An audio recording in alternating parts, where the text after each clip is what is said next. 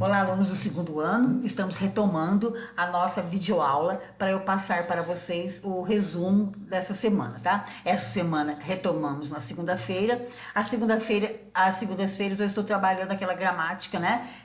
Dicas de português e tal, e também prestando atenção à classe gramatical verbal que é trabalhada na sua apostila de gramática dos textos, tá bom? Eu trabalhei com eles o quê? É uma correlação de vocabulário, onde dava a palavra e o seu significado. Encerrei com eles a forma de você substituir uma palavra, que para não ficar repetindo-a muitas vezes, você pode fazer isso utilizando os hiperônimos, né, que são as palavras no sentido mais abrangente, ou você pode trabalhar também substituindo através dos hipônimos, né, sinônimos, e também através dos pronomes, pronome pessoal, o possessivo, o demonstrativo e pronome como um todo. Cada pronome serve para cada situação do texto, tá bom? Por exemplo, os pronomes indefinidos, tá certo? Então tá.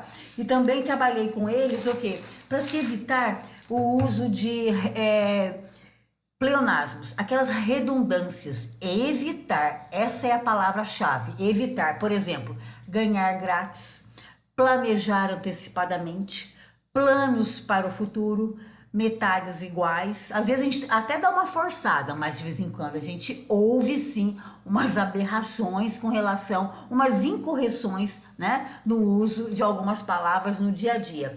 Na minha opinião pessoal, se você já utiliza um verbo possessivo de primeira pessoa, é desnecessário você acrescentar o pessoal aí, né? Detalhes minuciosos, tá bom? Hemorragia de sangue. Esses são o que? Pleonasmo que devemos evitar e muito. E também com relação ao momento que a gente vive, onde se bloqueia qualquer pessoa, né, se cancela qualquer pessoa do seu convívio social, as redes sociais estão assim a todo vapor. E se você por acaso tentar retirar da sua rede social alguém, você não deve falar que você bloqueou tal pessoa. Você deve falar sim que você bloqueou, porque o verbo é bloquear do pretérito imperfeito do indicativo, tá bom? Então, você pode, a rede social é sua, né? Você pode fazer o que você quiser, mas então utilize o verbo corretamente. Bloquear, eu bloqueei tal pessoa, tá bom?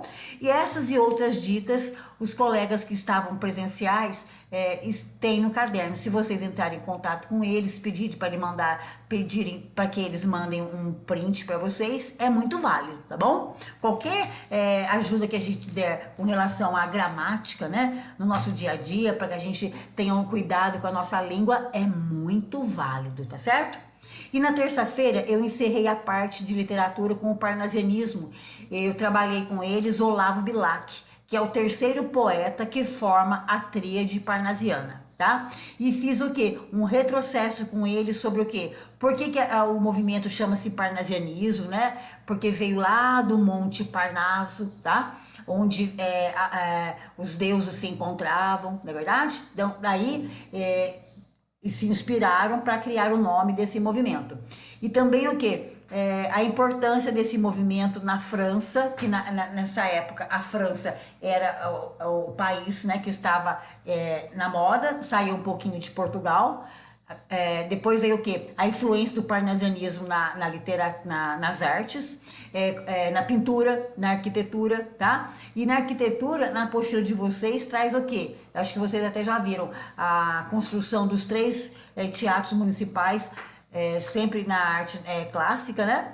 Na arquitetura clássica.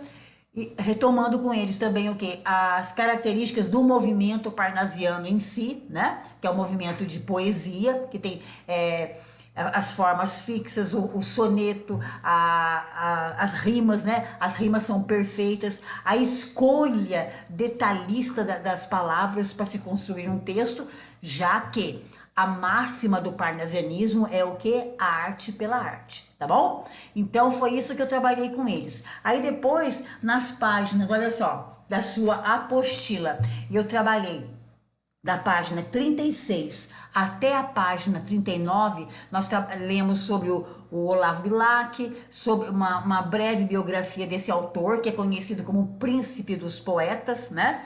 E também o que? Trabalhamos duas poesias suas, que para terem contato mesmo, né? Como é que esse Olavo Bilac, os alunos que estavam em sala até acharam que o Olavo Bilac foi mais fácil de entender do que o Raimundo Correia, a Oliveira lá, tá bom? Então é isso que eu trabalhei com relação a parnasianismo. Quase que deu para encerrar. Na apostila de vocês ainda tem mais exercícios, mas nessa terça-feira eu trabalhei com eles o quê?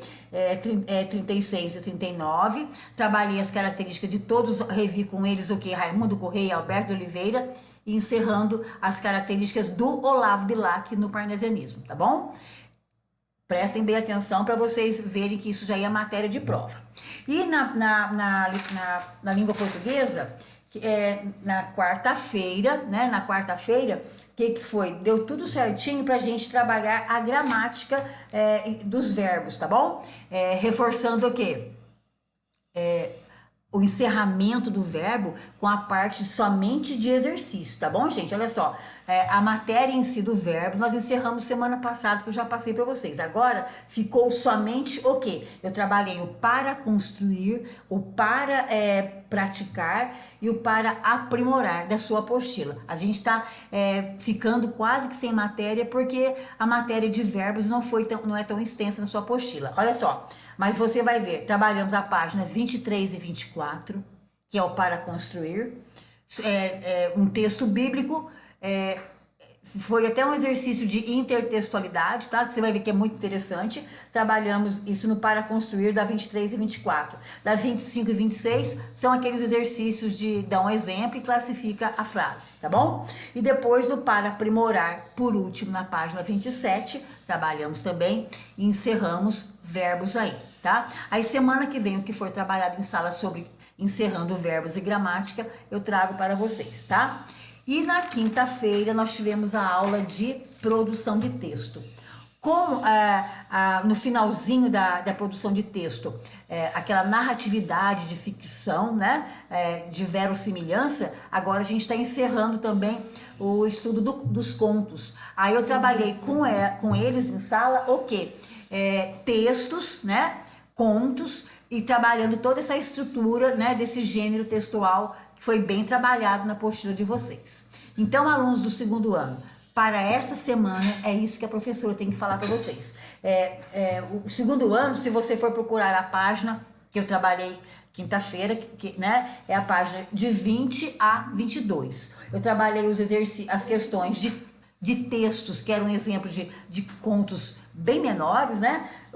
5, 6, 7, 8, 9 e 10. Foi bem trabalhado. E hoje e quinta-feira é uma aula só, nós trabalhamos bem mesmo, tá bom? Fica a dica para vocês. E as matérias da prova já foram enviadas para a escola. Com certeza vai ser enviado para o e-mail dos pais de vocês. E a prova também já está lá para ser impressa. Aguardamos então a data da prova, tá bom? Alunos do segundo ano que estão assistindo em casa. Um abraço para vocês e até a próxima semana.